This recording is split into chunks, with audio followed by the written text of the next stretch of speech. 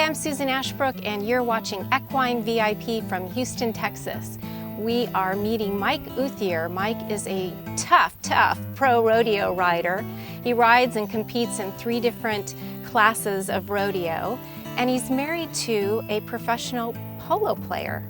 2 different worlds here. We're going to follow Mike around today, learn some training tips, and maybe he'll teach us a little bit about polo too. Let's go meet Mike. Mike, thanks so much for opening your ranch up to Equine VIP. Yes, ma'am. Thanks for coming. Oh, my pleasure. When did you first start riding?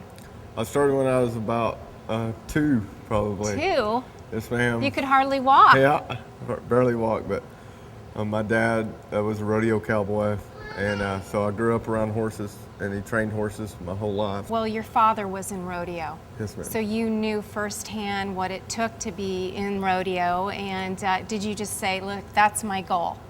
Yeah, ever since I could walk or do anything, I wore boots and Wrangler jeans and a cowboy hat my whole life. So, and I knew I was going to be a cowboy. You know, my heroes growing up were Lane Frost and stuff like that. Now, you know, being in the rodeo is not glamorous, Yeah. and you ride in 3 classes. Yes, ma'am. Is that unusual? It is. A lot of people specialize in one event. I used to do all 6 events. I rode barebacks horses, saddle bronc horses, rode bulls, roped calves, team roped and bulldogged in high school and college. My main event's saddle bronc riding, and but I rope calves and team rope quite at the close one. You know, if I can drive to it, and I'll enter the calf roping and team roping as well. And I just quit riding bareback horses a couple years ago. So. You know, most people would say, oh, being in the rodeo is so glamorous. And, you know, I actually thought that too for a minute because I went to a rodeo once, and backstage I saw, you know, these massage therapists. Oh, yeah. But that's not what it's about, and that's not what it is it? No, not at all. Mainly it's a lot of tough guys out there, and you might have drove 22 hours to get there and might have slept 2 hours, and they run a bucking horse underneath you, you got to bear down. So Yeah. It's Yeah. not that glamorous. It's not glamorous, I know. Well, one of the things that we talked about today was, you know, you and your wife raise horses here, and you know, you were talking about how you get on youngsters, and you know, you just get on them cold. And we're going to see, you've been kind enough to say you're going to demonstrate for us today. I got a rope that has a plastic eye on it, and it pulls apart. You know, it comes apart here. When it goes around their neck, it just snaps off. And that's what you use to train? Yes, ma'am. Because if you roped them all, you know, with a regular rope, and then you got a calf on the end of the rope, then you got to get off, and if your horse isn't used to all that, it could be a wreck, or it could be bad for the horse.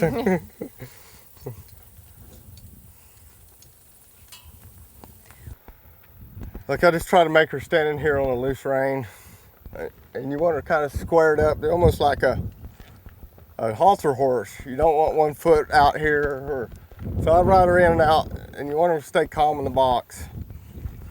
Just you don't want them sitting down, but this box can be like a race gate, you know, because they know they're going to have to run. She tries to run in there kind of free, and I'm trying to get her to back off a little bit and get a little bit more rate, so we'll see.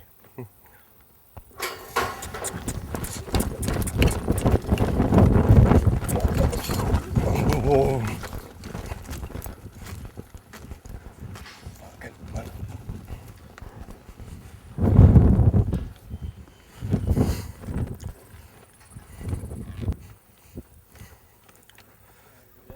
That calf ran a little harder than I expected, but she needs to get in the ground a little bit better. That wasn't to my satisfaction, but whoa.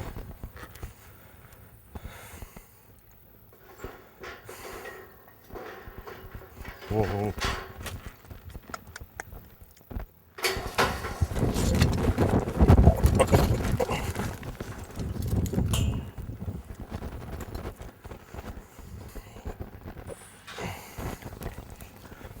That one's a little better. I kind of set her up a little bit better for it and went ahead and got it out of my hand right here.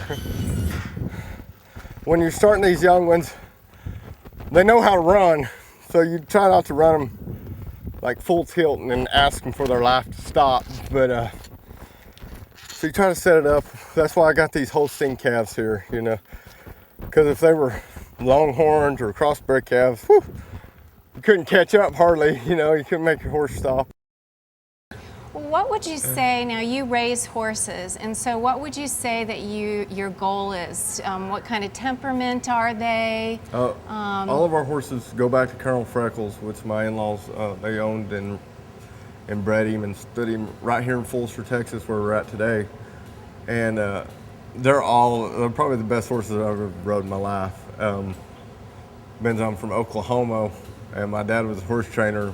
We got a lot of sour horses or mares that 6 years old, never been broke, you know. So when I married Kristy and moved to Texas, and it was like a day off. And these horses are smart, and they're just trainable. The last thing I wanted to ask you, Mike, was that, you know, when I was reading about you on the internet, you know, you're a famous cowboy. And there's kind of this thing about superstition that I'm reading about. You want to tell us about that? Yeah, I'm pretty superstitious, you know. I always try to eat a hot dog before the rodeo, you know, it kind of brings you luck. Or my shirts, I just wear this blue denim shirt, you know, blues for first, but I guess that's why I'm sweating so bad today. This is Mike Outhier, a superstitious cowboy. If the shirt he's wearing's working, he'll keep wearing it. If it's not, he'll burn it and go to another one. I hope that they never run out of hot dogs, Mike, No, or, you no know. hot dogs, and I don't set my hat on the bed or, you know, eat peanuts or, you know, it's little things like that. And if I do good at a rodeo, it's amazing how good my memory is. I remember when I ate the year before or the 2 years before that, what I ate before I got on it, you know, or where I stopped at to get gas or what I did. Yeah, it's just, you know, things like that. Or it's Well, it must be working for you. I hope so. Well, okay, so the last thing that we want to ask you, Mike, I promise, the last question, is that, you know, our viewers like to hear from professionals like you know, what products that you use, you know, what really makes a difference in your horses. Your horses, I saw them today, they're just in such physical condition.